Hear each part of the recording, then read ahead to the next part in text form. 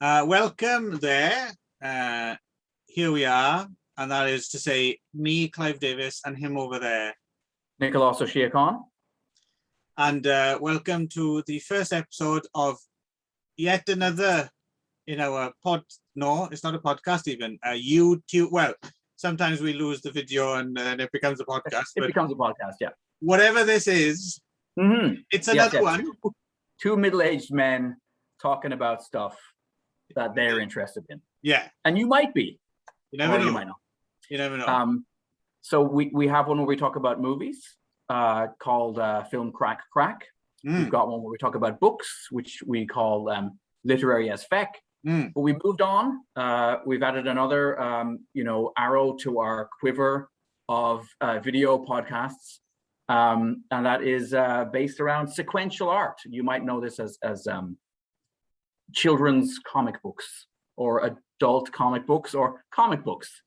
Nice. Pictures that tell a story. Anyway, to be honest, that's brilliant. Yeah, no, you're very roundabout, verbose way of explaining it.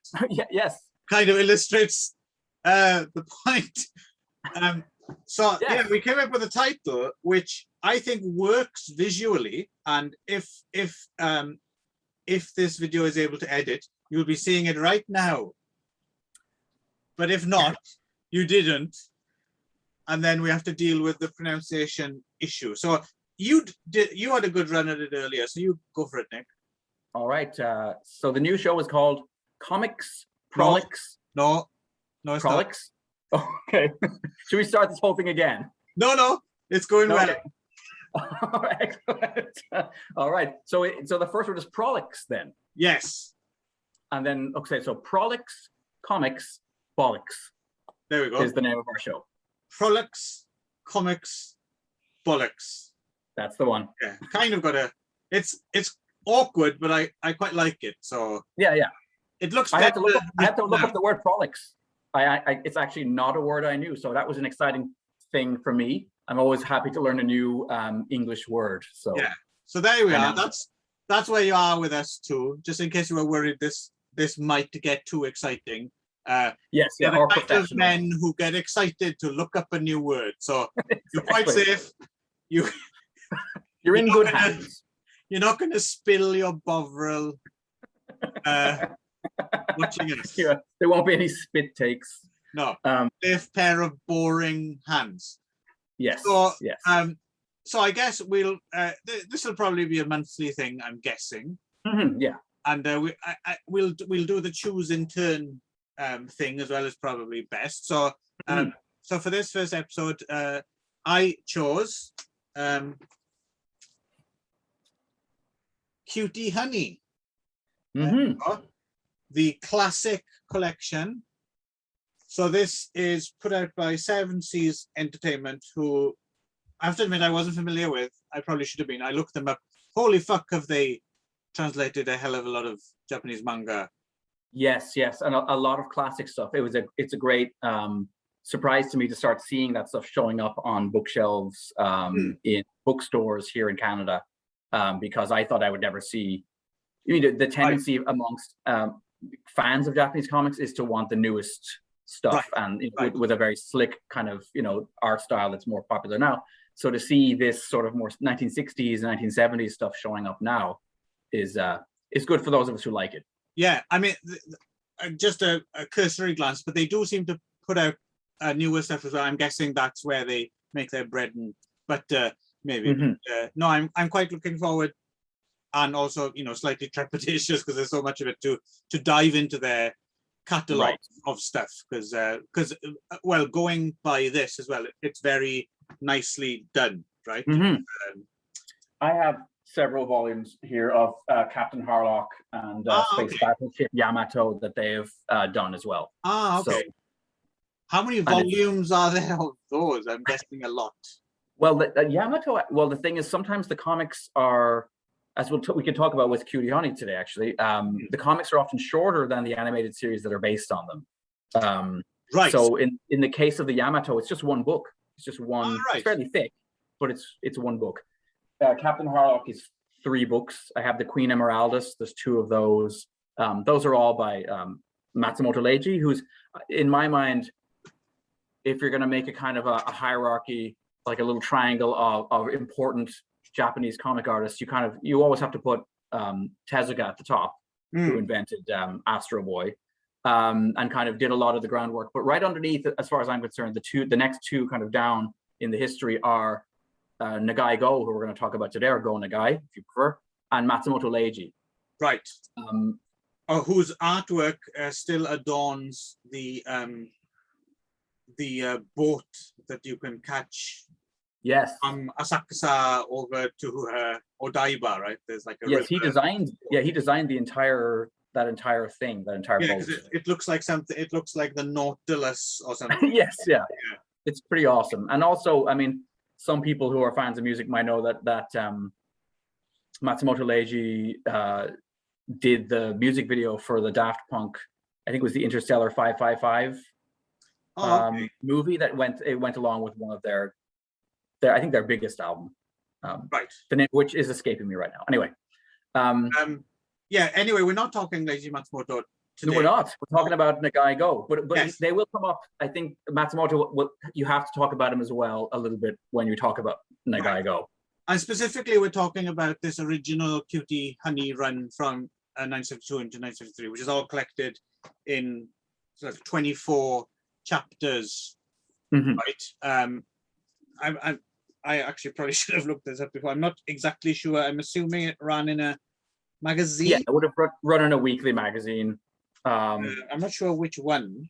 One of the boys' magazines. But to your point earlier, it seems to have kind of almost run concurrently with the anime series. Yes. As well, right? Yes. And yeah, just to stress that we are speaking this original run and nothing beyond that, because I think Go Nagai did return to the character. Oh, yeah. Other people returned to the character later, Yep. and certainly there's a later animated series and a live action series film, which I guess we'll probably talk about a little bit.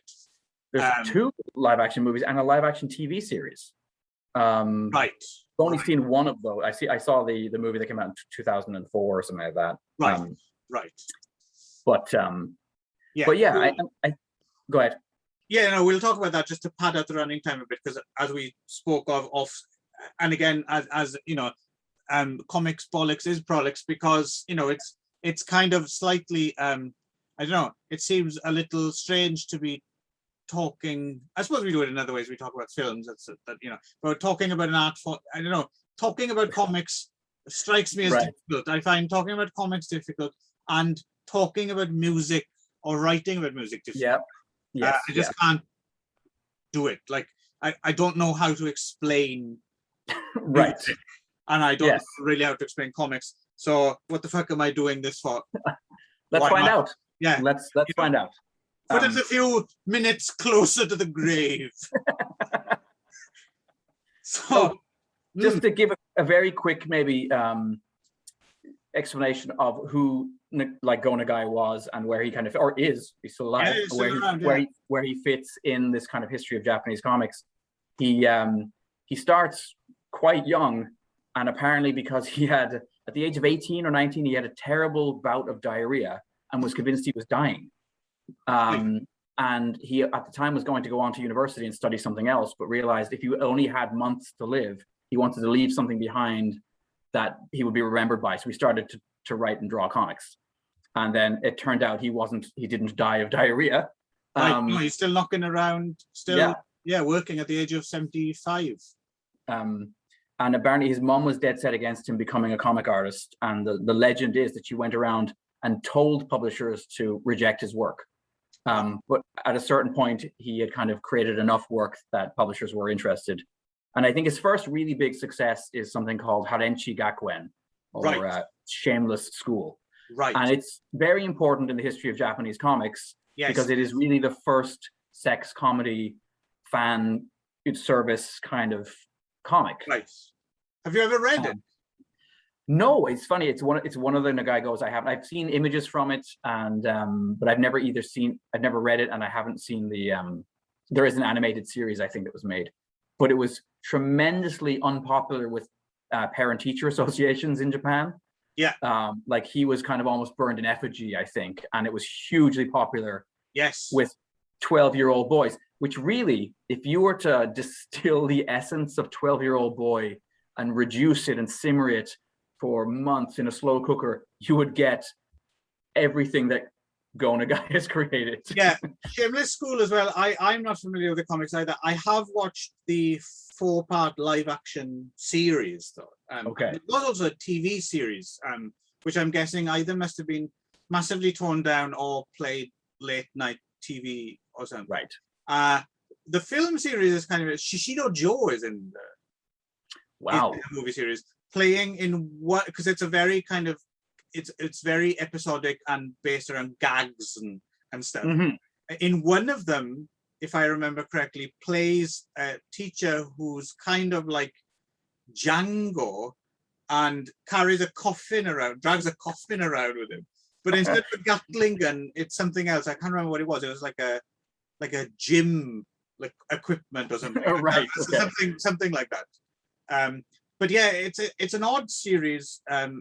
It's never been translated, so I watched it in Japanese, and I'm sure a whole bunch of gags just flew right over my head. And yeah, it's very, very silly and episodic, and has this weird mix of, so you would have had, you know, actresses over the age of, like the main actresses over the age of 18 portraying schoolgirls, doing the panty-flashing stuff. I mean, there's a lot of panty-flashing, but at the same time they would have had like really, really young girls in the extras as well, just as extras, not doing that, but having the two side by side in the film is kind of a little weird. Yeah. But he, so I said, you know, he for better or for worse, we have him to thank for all of that stuff, all of that panty flash stuff in comics, and then it obviously goes over into animation. But then a couple of other things I guess we have to thank him for are the whole idea of human beings piloting gigantic robots. That does not exist in, at least in Japanese comics and animation, before Mazinger Z, right? And then the various great Mazinger series that they come after. That's really the beginning of, so long before Gundam or any of that kind of stuff you have. And, you know, again, tremendously enjoyable kind of like stupid rock'em sock'em Saturday morning cartoon stuff. Like, and like a lot of other Japanese cartoons aimed at kids, but always with this weird edge of like, oh, a main character dies, or oh, that you could see that guy bleeding in that one episode, like just slightly pitched, you know, but like not like the G.I. Joe or the kind of you know, He-Man kind of American Saturday morning cartoons where nobody dies and, you know, everything's resolved at the end of the half hour. You know, his stuff did get into this kind of slightly more serious, I guess. And the other one, I suppose, I'm not sure which category you would put this in exactly, but the other kind of, if you're, there's like the slightly erotic, like parody stuff, and like you said, there's the rock'em sock'em, but then the other one, I suppose, is Devilman, right? Yes. And then it's interesting. So on the one hand, he's a huge pioneer of these things, and he's certainly earned his right to, for the rest of his career, basically riffing on the same couple of themes mixed together, and and like we said, he's still going. His bibliography is frighteningly long. Like, I can't imagine anyone like attempting the let's do the entire Nagai Go challenge. I've of all of his stuff, the stuff I've read the most of is the stuff in the Devilman kind of stream that he did, because before, and we won't talk about this too much because, you know, it's not what we're here to talk about. But he did do a comic called Mao Dante, and then Mao Dante, which was basically a proto Devilman story. It's almost the same story, and it's quite good, but it has no ending because he was approached by TV Asahi based on that, and they were like, "We'd like you to develop this as a Saturday morning cartoon, but you've got to tone the violence and the nudity way down." Right. So he sat down and he came up with Devilman, which was, as I said, just a kind of a reshuffled version of the same. worked on that with the script writers and designed all the characters, and then went away and decided, oh, I'm going to do this as a comic as well. So I think almost as the first episodes of the cartoon show started appearing, the first kind of serialized manga of Devilman started appearing, and they are night and day in terms of tonal, like what they're all about. I mean, I quite like the Saturday morning cartoon version of Devilman because it's just weird to hear a kind of Saturday morning cartoon character who shouts things like "Devil's Arrow" or like "Devil Kick."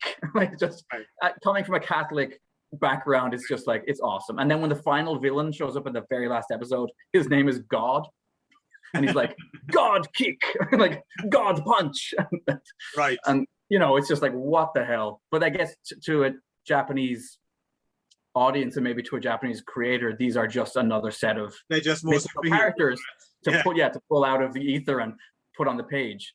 Another riff on Devilman I'm familiar with, just because I recently saw it as well, is again a comic that became a anime miniseries. Although this time they didn't run concurrently, there was a gap. Was Shuten Doji, which the Shuten Doji is actually this legend of some kind of monster goblin, and it's a mixture of like folklore and real. There's a couple of historical movies. There's one with a young Shintaro Katsune, actually, called the Demon of Oe Mountain, which is, I remember being kind of enjoyable, but like a lot of the effects in it were like party streamers and stuff. Yes, yeah. But yeah, the Go Nagai's kind of spin-off from the Shuten Doji is basically just Devil Man again, but the animated version came out, I think, in like 1989, so it's very Urotsuku Doji. Yes. Well. So there's a lot of tentacles going into places they shouldn't go, and stuff like that, right. and gore, and so it's kind of he did lean into that pretty heavily, because there's a second. So as I said, he did the original manga, which ran in the 70s, of Devilman, and it's very, very dark. It is a very bleak ending, and then many years later, I think in the 80s, there were 2 direct-to-video kind of movies made, which are quite beautifully animated, but are much closer to the grit and the kind of violence, and they're hilariously dubbed. Every second word is a swear word. It was that era when they were like, "Ooh, if there's violence on screen, then the dubbers should just swear constantly." Right. Yeah, I remember the Urotsuku Doji dub as well. Yeah. Very much. You and I are all the same. One sniff of pussy and you lose it. I always remember. And terrible line readings. Yeah. That Akira era of kind of like, "Hey, Kaneda, someone's messing with your bike." But yeah, so there's that, and then the final thing that he offers, I guess, to comics, long before Sailor Moon, long before any of that, is the magical changing girl, right? Which trope. This is the beginning of. Yeah. I mean, technically, although she, we can talk about Cutie. She is in the story. She is an android, so it is kind of supposed to be a science fiction kind of a story, but really, to be honest, it is much more like a magical transformation, right? Yeah, she's like she's kind of basically Astro Boy, isn't she? Yes. Except she looks like this. Yes, exactly. And what's fascinating is so in the same way that he had developed this in her very cute outfit there.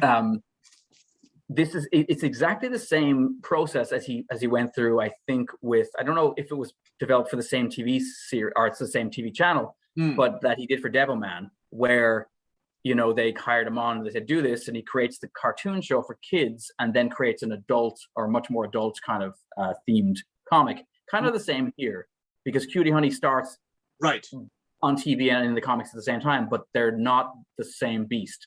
The cartoon, although it is It certainly has fan service. Yeah. I mean, for the time, it's surprising, and it was aired apparently after 9 o'clock, so it wasn't actually a morning. No. But still, I mean, kids would have stayed up to watch it, and you can see why the PTA would have complained, because compared to the comic version, it's not quite as out there. But I remember being quite shocked watching the original run of. You do see her nude when she transforms in the cartoon. Yeah, and like a lot of fans, but more than the nudity is just the So, for instance, there's a couple of characters who were in the. So just to give a bit of background first, like you said, she is an android, Kisaragi Honey or Cutie Honey, created by her father using this top secret technology, who the Lethal Panther Claw gang want to get, which is, bad guys who with this succession of bizarre hats with like panther heads, and I'll find an example now to show you. And so in order so that the bad guys don't get the technology that they want to use it for their purposes, there's someone with a panther claw helmet head thing. He decides to kind of secret her away by going to a remote all girls school. But this seems to be run by predatory lesbians. Very politically incorrect. In every possible way, and they don't shy away from that in the animated version. There are these very scary, ugly bull-dyke characters who are always lusting after Honey, her specifically, and some of the other girls as well. And I don't blame them. I mean, Cutie Honey is cute. There's no doubt about that, especially in her little one-piece mini dress thing, which she wears most of the time. Right. I'm guessing they're going for a Marianne Faithfull in Girl on a Motorcycle kind of thing. I'm guessing that must have been popular at the time. Yeah, and certainly, Gonagai kind of just grabs things out of, film, whatever he sees and we'll talk about that. One of, I suppose, the issues I have with him is his tendency to get really excited about an idea and then totally give up. Like, you see this over and over, and especially actually in Devilman, which is probably the greatest case of like amazing idea, and then immediately just moves on to another amazing idea and another amazing idea, but never explores any of them and expands on any of them, and then you're done, right? And in this case, you can feel him giving up at a certain point in the book where he's just like, I don't want to do this anymore. I just have to write to some sort of an ending, and then Yeah, it's almost compulsive. I think it was, and I think he didn't plan. It's like a form of manga Tourette's or something. Yes, and I think he didn't plan. I think he would sit down because he talks about this, that there's quite a famous chapter of Devilman where one of the main characters dies in a very grisly way, and he says, I had no idea at the beginning of the chapter this was going to happen. Like he just worked it out on the page, and so it feels that way. Some chapters of this book are quite serious in tone, and then others are like incredibly goofy. It's that kind of whiplash you get from sometimes like Hong Kong cinema. Right. These tonal shifts that are just wow. Well, certainly with this as well. I mean, it's nice to be able to read this in its complete form in one sitting, more or less, because it doesn't take you too long to get through. But I can't imagine like waiting around a week, like, because some chapters, like there's one chapter, almost the entire thing is Cutie Honey taking a bath while all the male characters try and keep at her having a bath. Again, I don't blame them, but it's like an entire episode, right? Is just that. And you can imagine someone who just picked it up at random, who hadn't been following. Oh, what's this comic about? Is this always about them gonna be this film? Right. And especially if some kid in school had told them, you got to read Cutie, and it's about this robot girl, and then some panther fights the people. panther clan. Oh, that sounds cool. And they picked up the next week's issue. They're like, Yeah, although my feeling, I mean, there's an afterword in this book. There's two. There's one written by Go Nagai himself, and then about the kind of creation of the character.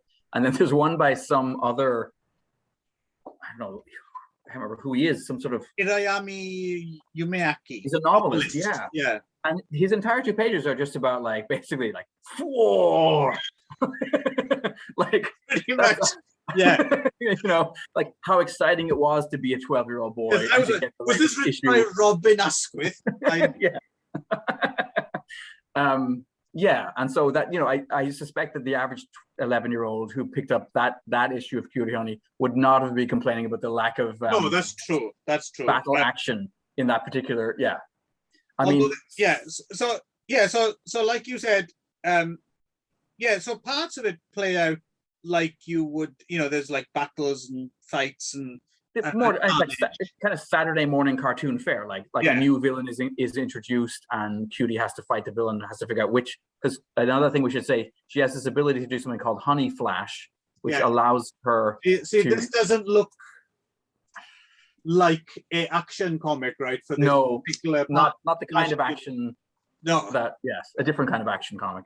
But so, you know, she has to kind of choose which of her guises she can basically turn into these different forms of herself, right? There's one that's more kind of the battle form, and then there's one that's the motorbike, although these things are not explored at all. There's one that's her lion taming form. Again, I'd imagine across the 30 whatever episodes of the kids show, you would have seen these, you know, different guises over and over again, and you would have been, oh, this time she's going to turn into, but in the book it's just like, right, she can do what now? Oh, and then she's never going to do that again. Yeah. Right.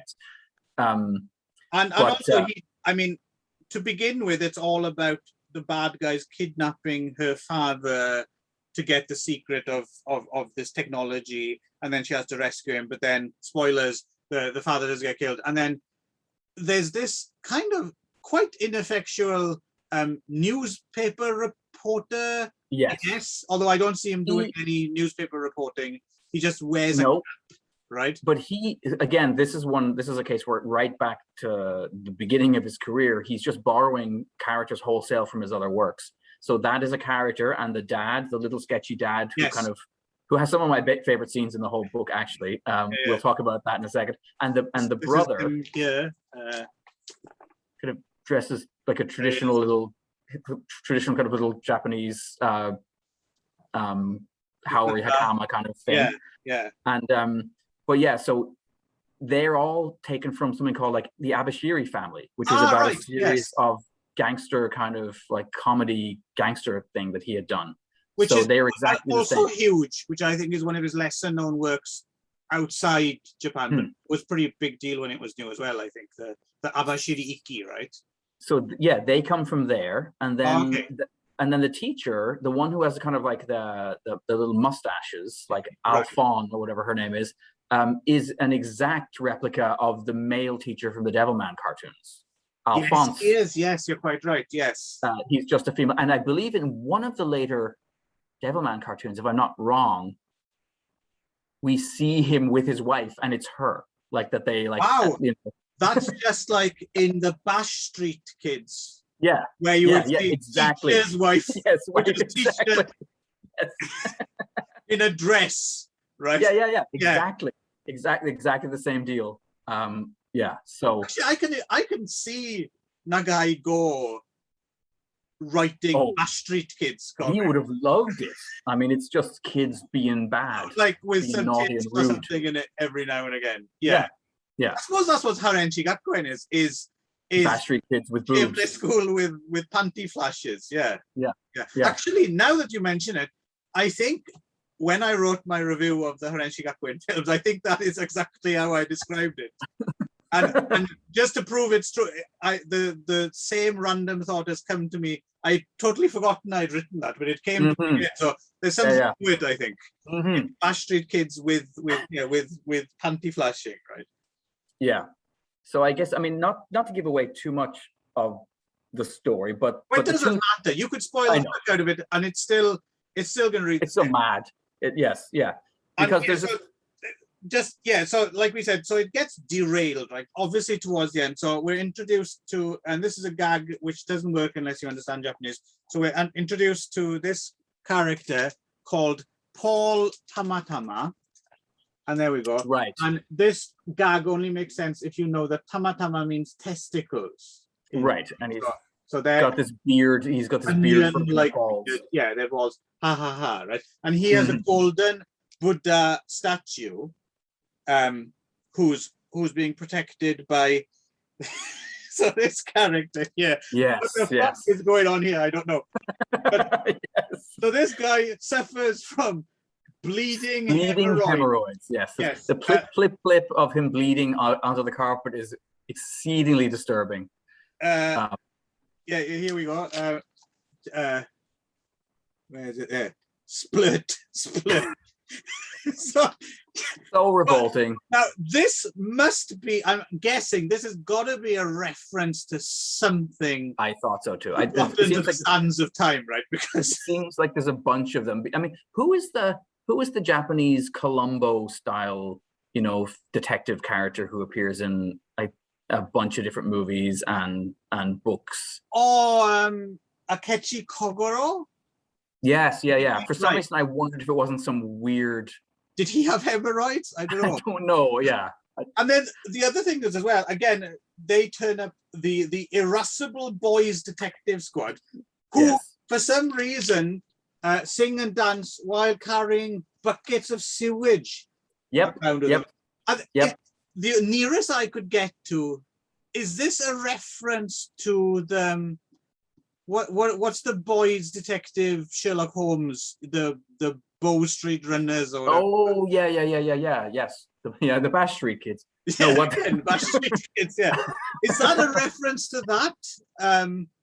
I suppose it could be. Yeah, it could be. And then there's all these little tiny police officers who are drawn in again in almost a kind of a Beano, like an absolute children's comic or children's book style, kind of running about the place in that chapter as well. And these last two chapters are, basically they want to steal this golden Buddha. It's like it's total left turn for the whole series. The Panther don't even have to be in that really. It's almost like something out of a Lupin comic or something. Yep. It's like and then of course at the very end she does have a showdown with the head of the Panther. Yeah. I mean, it episodic doesn't do it. No. Right? Because I think right before these comedy chapters, there's like a weirdly ultra dark chapter or two where the school gets bombed and her best friend gets murdered and like all the teachers get decapitated. It's just like that's pretty great, crazy weird. Yeah. And seems like it again comes more from like the Devilman side of Nagaigo. I haven't got that far into the anime series yet, so I don't know. I highly doubt that's going to happen. Well, I don't know. You haven't watched the whole series either. No, I haven't. No. I will do now because. So yeah, bottom line, I did actually thoroughly enjoy this. How about you? I enjoyed it, but I had the same reservations I often have with Nagaigo, which is that kind of he's making it up as he goes along and he's getting bored and moving on to other things, and so there's always that feeling of like. So I enjoy there's a lunatic energy there, but then there's always an unsatisfactory ending or no ending. Like he writes to a certain point and then just kind of gives up and moves on to the next thing. Like, and I'm wondering if there's a little bit of it. We spoke of this when we talked Michael Moorcock, and also it comes up in if you're going to get into the worlds of like Jess Franco. I'm wondering if there's a bit of that kind of you're either all in or don't bother kind of.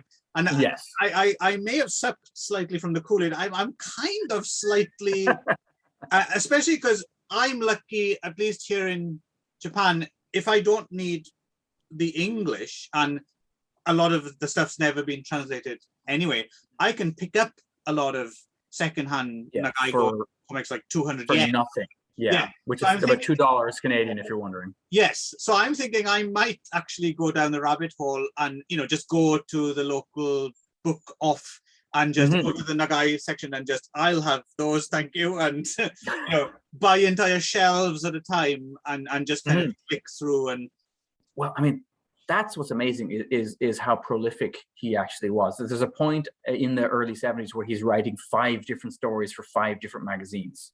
Right. I mean, consider that, Yeah, I know. Yeah. It's insane. That's madness. Yeah. So it's a rabbit hole for sure, and one I'm kind of I'm quite interested. I mean, if he draws any more characters like Cutie Honey, I mean, so we're talking media representation. So there was the 2004 live-action film by Hideaki Anno of the Evangelion anime series fame, Right. and I seem to remember quite liking the film when it was new. Haven't really gone back to it other than looking up some images now and again.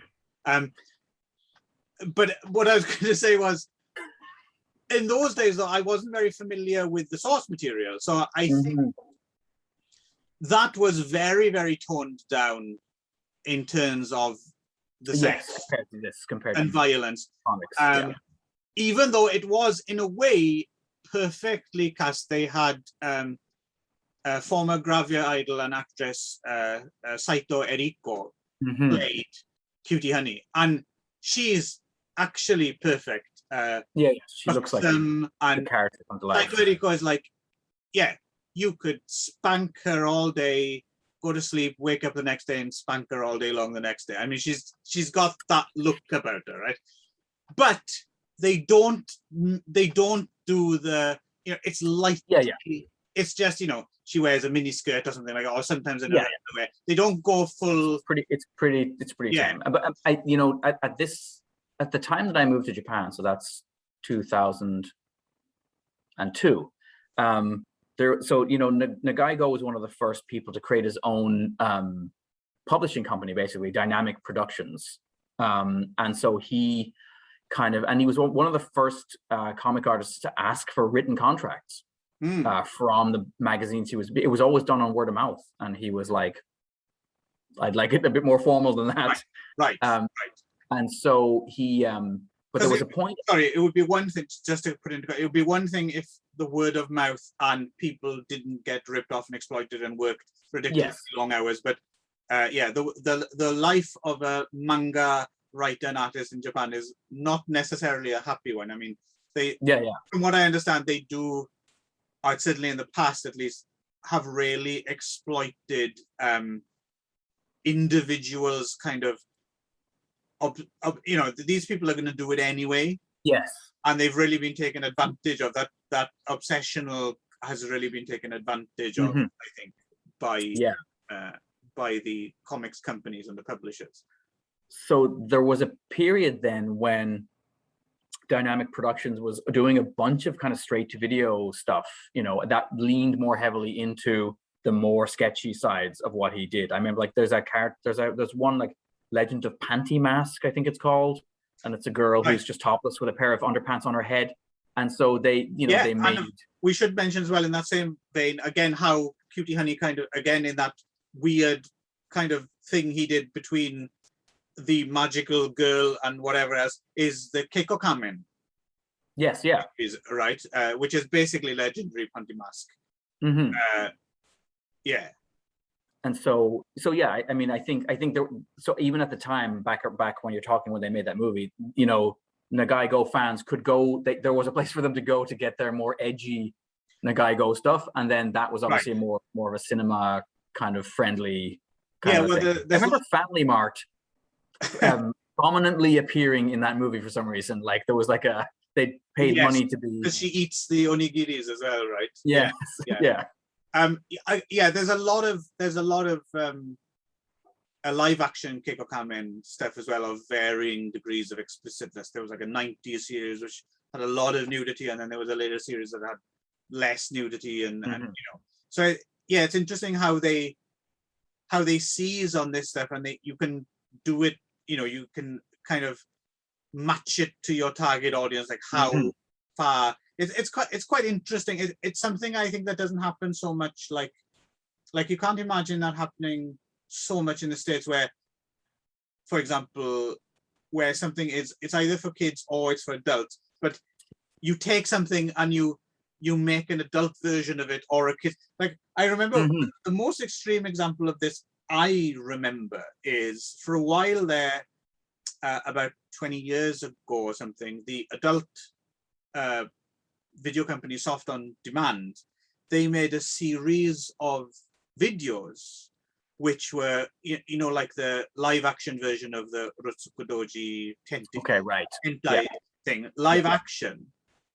But they did like hardcore versions, but they also provided like non-hardcore versions, and actually, sold them. And you're wondering, how long does it take until the kid who picks up the superhero puts two and two together? I always thought that was a very weird business practice that just wouldn't.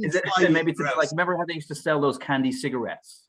Yeah, kind of along those lines. It's such a bizarre way to get more bang for your buck, right? Like, yes, yeah. But although there's a long history of that, I think, of making multiple versions of films that have, Yeah, but to have such a stark, this is porn and this is for children. Yes, that is the extreme example, really, isn't it? Yeah. But that's Japan, I think. Yeah.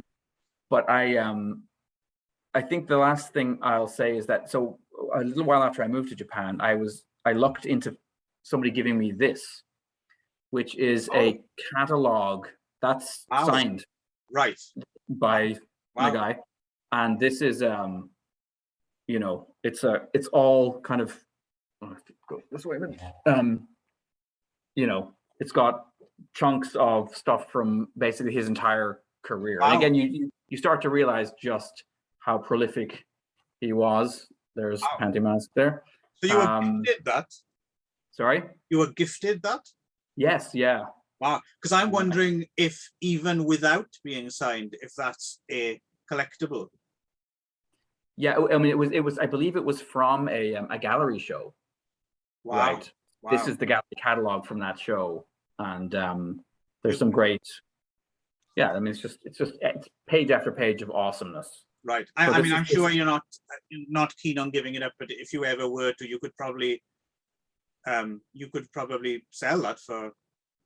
Yeah, but I don't think I would want. Anyway, for any thieves in the area, would you like to give your address? Yes, yeah.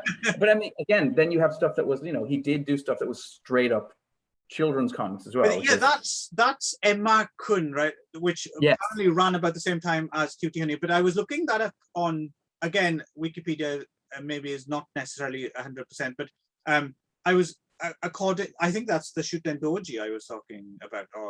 Well, this is Violence Jack. Oh, that's Violence Jack. Yeah, again, this stuff all kind of blends, right? I had forgotten about Violence Jack. Yeah.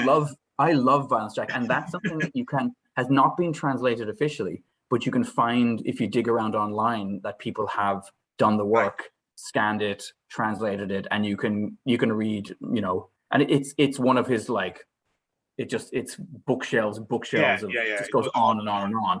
And it's a 3-part anime series, which has mad as well. One insanely violent. Yes. But I was going to say that Emma Kun thing, even though it looks very cute and kid-friendly, from what I was reading about it, apparently that gets quite dark and horror-y and suspenseful at some point in its run. Something's seriously wrong with Nagaigo.